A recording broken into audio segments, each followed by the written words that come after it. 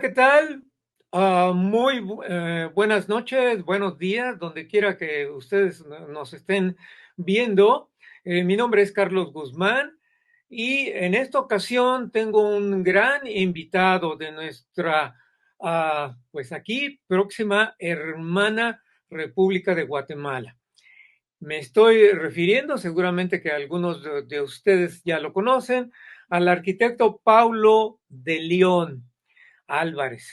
Paulo de León Álvarez es un profesionista que trabaja en Guatemala y que, bueno, se dedica a aspectos de la arquitectura, tiene diversas consultorías y él ha sido invitado a participar en programas de radio y televisión en su país sobre esta temática que nos une. Paulo, aunque ante todo, muchísimas gracias por aceptar esta invitación. ah, y bueno, tuve la oportunidad de conocerte por acá en la Ciudad de México cuando estuviste hace algunas semanas. Así es que encantado nuevamente de entrar en contacto contigo, Paulo. El gusto es todo mío, Carlos. La verdad que como le comenté fuera del aire, la verdad que es un honor para mí hablar con usted y como le digo, pues ya lo venía siguiendo desde hace algunas semanas y obviamente pues mi admiración hacia usted y hacia su trabajo desde hace muchos años, desde aquellos programas de Nino Canún que mirábamos en la televisión mexicana. Entonces, la verdad que es un placer y es un honor estar No, aquí muchísimas con gracias. usted El honor lo tengo acompañándolo y yo pues para platicar ahí de eh, un caso insignia de Guatemala. muchas gracias, Paulo. Bueno, para iniciar este primer encuentro, Pablo, que yo espero que haya algunos otros más adelante también, vamos a enfocarnos sobre este increíble caso que ocurrió en tu país del estrellamiento de un ovni en 1945. A mí me llamó mucho la atención porque vamos, son 2 años antes que el famoso estrellamiento de Roswell. Así que, Paulo, te cedo la palabra y por favor, coméntanos lo que has conocido acerca de este caso. Muchas gracias, Carlos. Pues inicialmente, cuando yo empiezo a estudiar la mayoría de casos OVNI de Guatemala, que realmente pues no son muchos casos los que tenemos acá, pero algunos sí son casos de impacto. Yo podría decir que este es uno de los casos que más ha impactado a la sociedad guatemalteca desde pues hace ya algunas décadas. El caso de Mataquescuintla llega a mi conocimiento más o menos en la década entre 2000 y 2005. En ese periodo de tiempo es donde yo me entero que hubo un UFO crash en Guatemala. Para mí, pues es una primera sorpresa porque pues yo solo sabía acerca de lo que había pasado en Roswell y otros casos como los casos de Aztec, los casos de Corona, el de Coyame en México. Entonces, darme cuenta que había un caso aquí en Guatemala, pues quiera que no, es un tema bastante interesante. Entonces, el caso de Mataquescuintla, le ponemos la fecha de 1945, la fecha aún está muy nebulosa, porque hay una ventana temporal entre 1938 y 1945, cuando se supone que se suscitó este evento. Muchas personas que fueron entrevistadas en la década de los 90 que dieron pues su versión del caso y sus argumentos con respecto a lo que sucedió, eh, dieron aproximadamente esa fecha. La fecha la tenemos más recalcada por la principal testigo, que es una señora que ya en los años 90 tenía pues avanzada edad, ya tenía como 74 años, por lo que se calcula que el accidente OVNI tuvo que haber pasado en 1938 más precisamente. Solo le ponemos la fecha de 1945 por una referencia temporal que hay en los libros de de este evento, que son dos libros aquí en Guatemala de la poca literatura de ovnis que tenemos.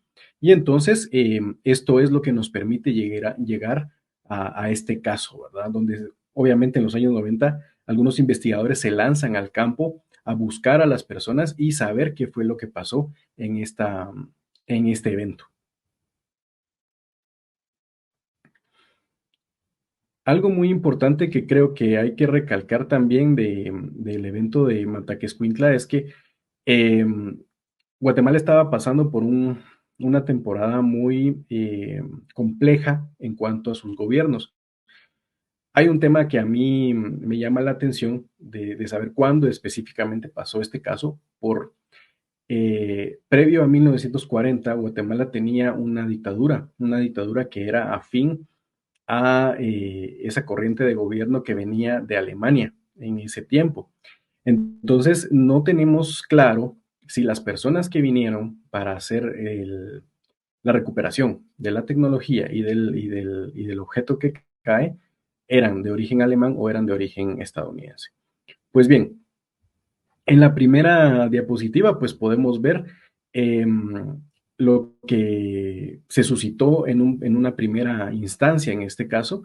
Entonces vemos que la testigo principal se encontraba lavando ropa en un río de esta localidad. La localidad es en el departamento de Jalapa.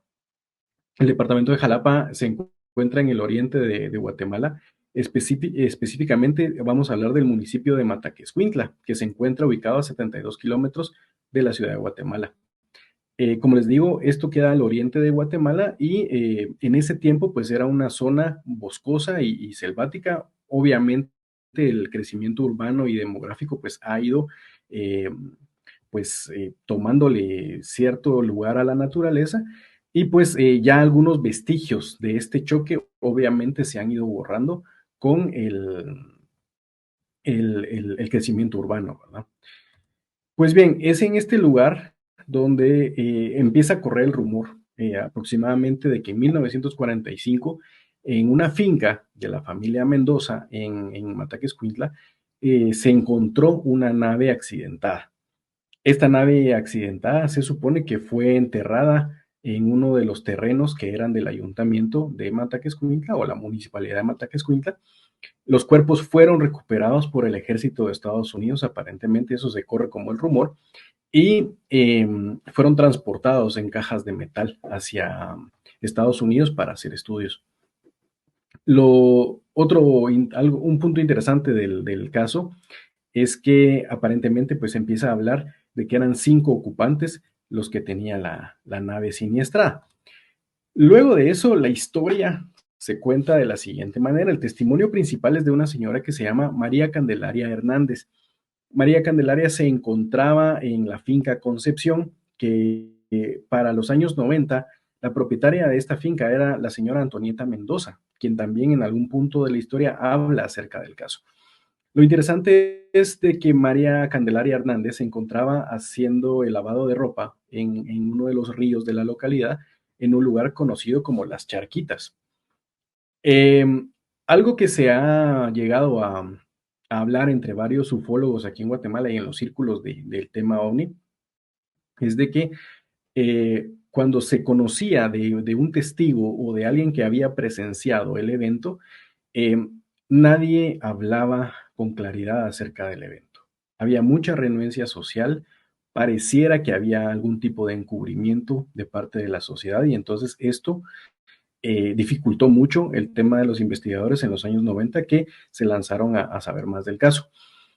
Pues bien, quien da los primeros avances de esta investigación es el señor Pablo Hernández, que es hijo de María Candelaria Hernández.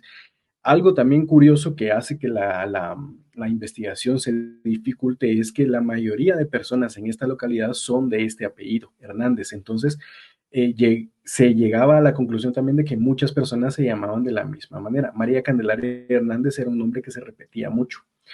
Pues bien, esta persona que se encontraba lavando ropa en el río aproximadamente a las 17 horas, vio cómo del cielo se precipita una bola incandescente hacia la tierra e impacta en la zona selvática de este lugar, en el bosque de este lugar que se llama Mataquescuintla y que normalmente le llaman colis a este cerro, porque colis vendría de la palabra coliflor, porque aparentemente pues la vegetación del cerro hace que este se vea como una coliflor gigante.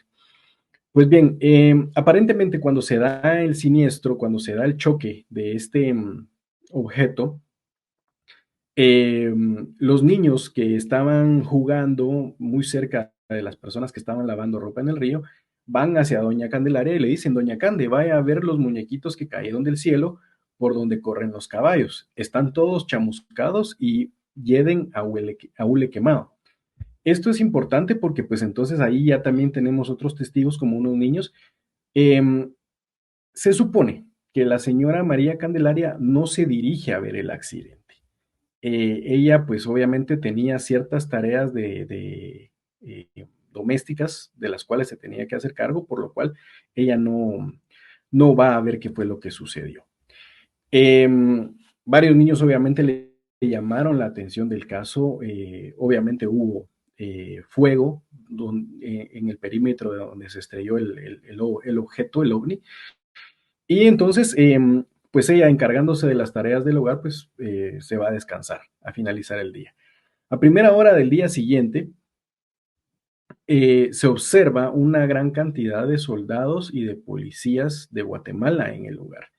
Em, Más precisamente a las 8 de la mañana es cuando María Candelaria hace la acotación de que ya los policías y miembros del ejército ya venían regresando del lugar del accidente y ya traían ciertos objetos consigo.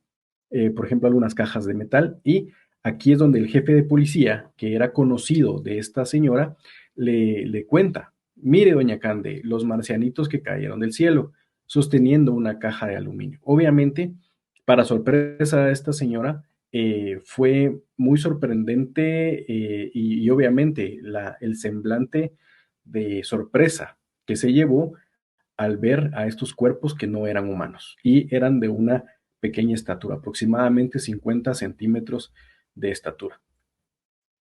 Pues bien, eh, dentro de todo esto que pasa, pues se lleva a cabo una investigación. La investigación se hace por parte del doctor Oscar Padilla Lara, un ufólogo reconocido de acá de Guatemala, ya es una persona de aproximadamente 80 años, y la investigación se hace el 2 de mayo de 1994. Para esta fecha es que doña María Candelaria hace cuentas de que ella tenía 74 años para 1994 y que ella hizo la referencia que el evento había sucedido cuando ella tenía 18, por lo cual esto nos sitúa en 1938 como la fecha en que sucedió el evento. Numerosos testigos fueron parte de este siniestro y que en algunos casos, cuando se les consultaba a miembros de la comunidad o miembros del pueblo que estuvieron presentes, hablaban mucho acerca de que durante todos estos años, desde que había iniciado la aviación en Guatemala, se habían dado múltiples caídas de aviones o avionetas, pero eh, lo importante es que sí hablaban acerca de la caída de un globo o un aparato desconocido que no tenía nada que ver con la aviación. Pues bien, hay otro dato interesante que al parecer todos los miembros de la comunidad hicieron un juramento por el cual no podían hablar del caso. Pues bien, se supone también que entre 1979 y 1980 aparecen varios mineros que se dedican a hacer ciertas excavaciones en el lugar. No solo en el área donde se había dado el siniestro, sino que en varios lugares del pueblo tratando de encontrar algo. Entonces, esto viene y alimenta el rumor de que hay algo enterrado. Aparentemente también muchas personas de la comunidad empiezan a tener ciertos eventos paranormales, ¿verdad? Algunos empiezan a ver diferentes manifestaciones. Entonces, teniendo en cuenta que había algo enterrado y que empiezan a llegar mineros al área y empiezan a llegar también investigadores con contadores Geiger para ver si esto tenía algún tipo de radioactividad o algún tipo de material radioactivo, eh, pues bien, se hacen estas averiguaciones y pues bueno, esta persona, la principal testigo, confirma la caída de un objeto. Confirma también la existencia de unos enanitos rubios, esa era la forma como ella eh, pues básicamente les llamaba, y también confirma que hubo actividad paranormal en algunas casas. Se habla también que en ese momento hubo personas que se dedicaban a hacer algún tipo de brujería que pudieron hacer la recuperación de algunos objetos metálicos del suelo y que fueron llevados a otro lugar. No se sabe a ciencia cierta, pero se rumora que estas personas les pagaron por este tipo de material que fue encontrado. Finalmente, el juramento de silencio que hacen entre la comunidad tiene también un porqué. Aparentemente se hace un citatorio a los tribunales de justicia con el afán de llegar a la conclusión de qué fue lo que había sucedido en el caso, qué había pasado luego del choque. Entonces, obviamente, ante el miedo de que cualquier persona pudiera caer presa eh, o juzgada, ¿verdad? Por este tema, pues todos deciden mantener un voto de silencio, ¿verdad?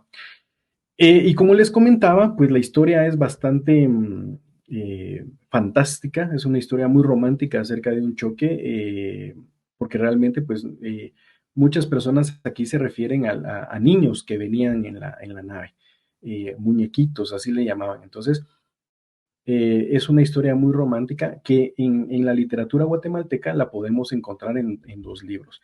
El primero de ellos es la Enciclopedia Ufológica de Guatemala, que es en su tomo 4 del doctor Oscar Padilla Lara, que es la persona que en 1994 pues inicia las averiguaciones del caso. Y también se puede encontrar una referencia del libro Yo estuve con ellos en el tomo 1 del señor Rolando Castillo Valenzuela, que también hace una pequeña referencia a este caso, que incluso pues el libro está ilustrado y hace una referencia a una cápsula que traía a dos pequeños seres y que estos dos seres fueron los que eventualmente pues el ejército de Estados Unidos los conduce por medio de cajas metálicas hacia el país norteamericano. Así que esta es la historia, es una historia, como les digo, muy interesante acerca de la ufología guatemalteca. Yo creo que es el caso que más se habla en Guatemala y que obviamente pues ha tenido sus repercusiones porque, digamos, es de los casos insignia aquí en Guatemala. Le comentaba a Carlos de que de alguna forma esto viene a sumar a otros casos, por ejemplo, que logramos sumar, que son 5 o 6 casos de choques ovni en Guatemala, pero este es el más importante. Y este es el más importante porque por la temporalidad sucede antes de Roswell. Por lo cual, no solo tenemos el choque de San Antonio de 1945, sino que al mismo tiempo, previo a eso, tenemos este choque. Y antes de eso, pues tendríamos el de Aurora en Texas, en 1897, pero esto es puntual. Y queda la duda y pervive en esa ventana temporal que tuvimos, porque como les digo, sí había presencia militar de otros países, pero en ese momento no sabíamos si era de origen alemán o de origen norteamericano. Muy interesante, Pablo, este caso. En la narración que nos hiciste, me surgieron las siguientes preguntas. Primero, ¿por qué se dice, bueno, allí en tu cronología, que que se ocultó, que se excavó? Entonces, quiere decir que era muy grande esa nave, que no se la pudieron llevar. ¿Qué otra referencia tienes? Hay ciertos relatos de que aproximadamente una quincena de hombres pudieron cargar el objeto, que era lo suficientemente ligero para poder ser llevado, pero yo concluyo propiamente que el ejército norteamericano no tenía la logística total para llevarse el objeto, ¿verdad? Recordemos que en esa época pues no habían helicópteros, eh, y cargarlo desde Mataquescuintla hasta el aeropuerto, que digamos sería el aeropuerto La Aurora, que está en Guatemala, está en el centro de la ciudad, pues hubiera sido algo muy difícil. Por lo cual creo que lo más fácil era tratar de soterrarlo. Pero esto también vendría a alimentar el tema de que se tuvo ciertos eventos paranormales conforme fue pasando el tiempo. Luego de eso, según las investigaciones del doctor Oscar Padilla Lara nos cuenta que ellos fueron al lugar y que no pudieron encontrar nada. Incluso hicieron un barrido de la arena del lugar y no encontraron absolutamente nada. Entonces esto nos deja la duda de que en el lugar del siniestro no se encuentra ningún fragmento y que probablemente pues la nave siniestrada sí haya tenido un lugar debajo de la tierra, ¿verdad? Ahora, pero mencionaste en tu cronología que unos mineros hicieron algunas excavaciones. Entonces, ¿te estás refiriendo a ese mismo hecho que no encontraron nada? No, ya cuando no se encontró nada fue la investigación del 94. Ahora, en las exploraciones que hicieron en el 79 y en el 80, probablemente aquí fue donde sí ya encuentran algo y aquí es donde se lo llevan. O sea, creo que aquí fue donde se encontró la forma de llevarse el objeto y de transportarlo a otro país, supuestamente Estados Unidos. Ah, bien. Ahora, otro de los aspectos de tu cronología que me llamó la atención es la descripción de los enanitos, pero en este caso rubios. ¿Hay algo más Ujú. de la descripción de estos seres? No, de hecho, la única testigo que habla al respecto, pues se refiere a ellos como enanitos rubios y los muñequitos. Ah, incluso por ahí alguien mencionó que los angelitos, ¿verdad? ¿Cómo se fueron a quemar los angelitos? Que Dios los haya perdonado y que Dios los tenga en su gloria. Nuestros pueblos siempre tan cristianos, ¿verdad? En este sentido. Entonces, em, creo que se refiere a esta referencia única, la tenemos de la testigo principal cuando ve el cuerpo que el jefe de policía pues muestra la caja abierta, pero desgraciadamente no tenemos otra referencia por este voto de silencio que se tuvo. No hay relatos acerca de otra morfología, por así decirlo, no tenemos una referencia de un ser gris o de un ser verde, ¿verdad? Que también en aquellos tiempos ciertos avistamientos pues tenían este tipo de características, ¿verdad? Humanoides de otros tipos. Sí, esa referencia a lo que los testigos o esta testigo dice enanitos, pero ¿da alguna posibilidad de establecer alguna estatura? 60 centímetros puede ser un enanito o 1 metro puede ser un enanito también. ¿Tienes alguna otra referencia? Sí, la señora aparentemente habló de 50 centímetros de estatura, pero muchas personas que fueron entrevistadas posteriormente, ya cuando pasó tanto tiempo, hablaban acerca de que tenían 4 pulgadas de estatura. Entonces aquí es donde ya las historias no concuerdan, porque pues una persona te dice 4 pulgadas, pues es muy diferente a 50 centímetros. Entonces, o sea, estamos hablando de una diferencia de varios centímetros de estatura. Entonces, yo me decanto más por el tema de los 50 centímetros, por el tamaño de las cajas también que se describen en el caso. Sí, muy interesante porque cuando menos la descripción rubia, si recordarás, los seres que describe Adamski en el 52 en su contacto, son Ujú, rubios, pero estos pues más o menos miden un claro, metro, 1,10, 1,20. Y luego en el 53, el caso que tenemos aquí en México de Salvador Villanueva Medina, los describe de la misma ujú, estatura que los de Adamski, pero en ambos casos son güerillos, ¿no? Haciendo referencia a la claro, descripción de los nórdicos, pero en estatura pequeña. Entonces, eso me llama la atención, ¿no?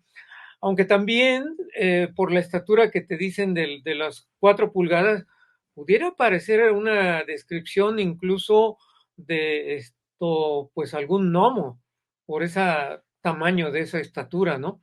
Aunque no checaría la descripción claro, del claro. gnomo, puesto que los describen de una forma güerillos, ¿no? Sí, de hecho, dentro de todos estos relatos, porque el caso ahora se ha popularizado mucho. Cuando hablamos, mucha gente se refiere al choque de Collis por la explicación que di.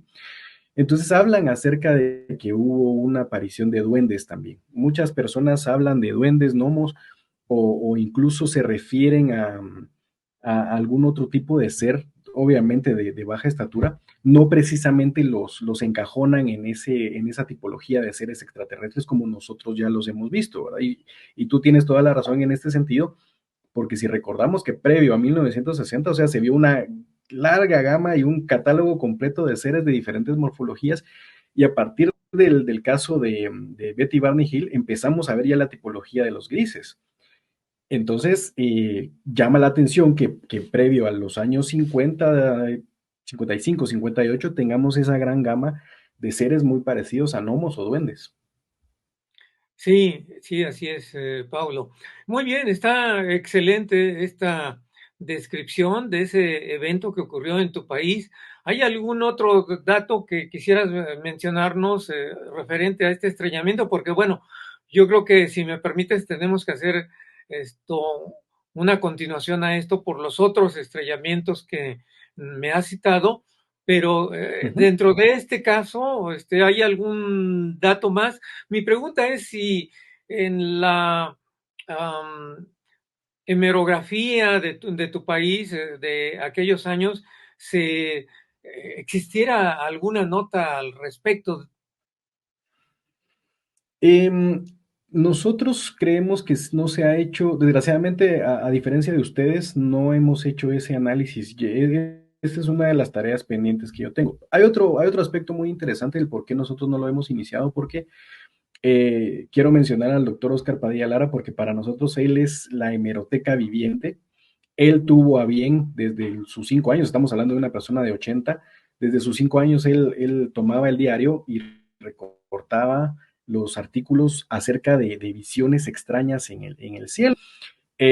Dicho sea de paso, él me dio el dato acerca de lo que podría ser la primera fotografía ovni de Guatemala, que con mucho gusto te la puedo compartir, Carlos, y es una fotografía de 1942 que es totalmente impresionante.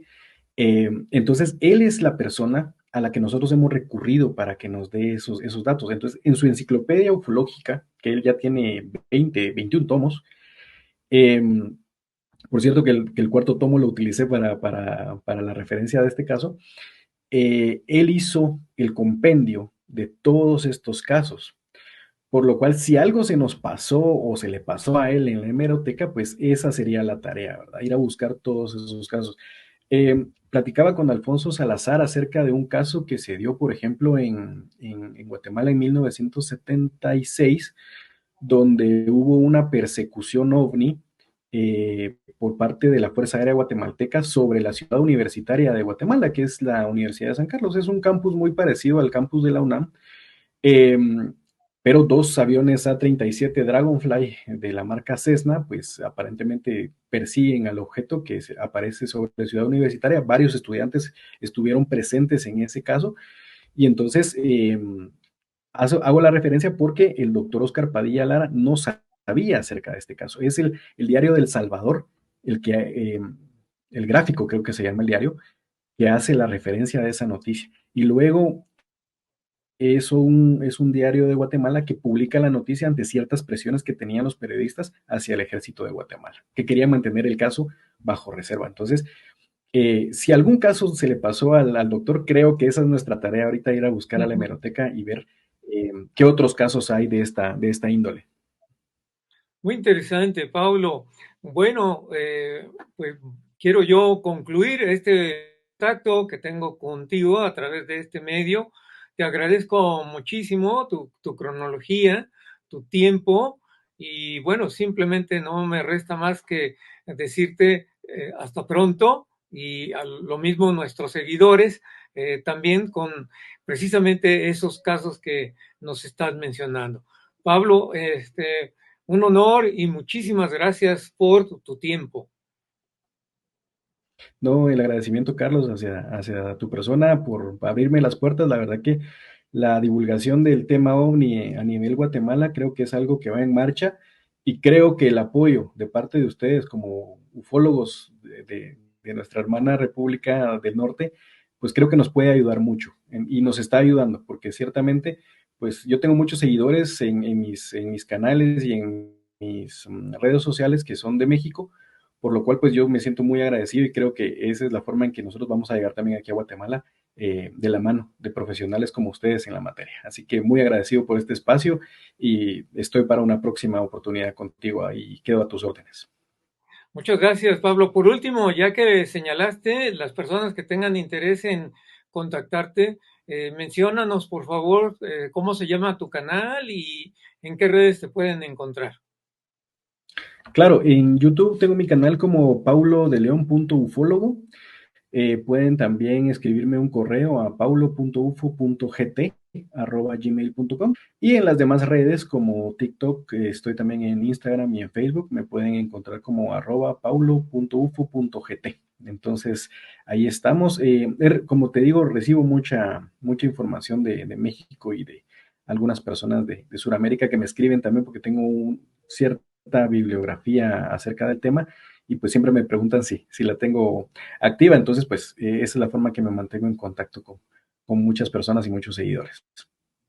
Excelente, Pablo. Muchísimas gracias y un gran abrazo. Hasta pronto, Pablo. Un fuerte abrazo, Carlos. Un gusto.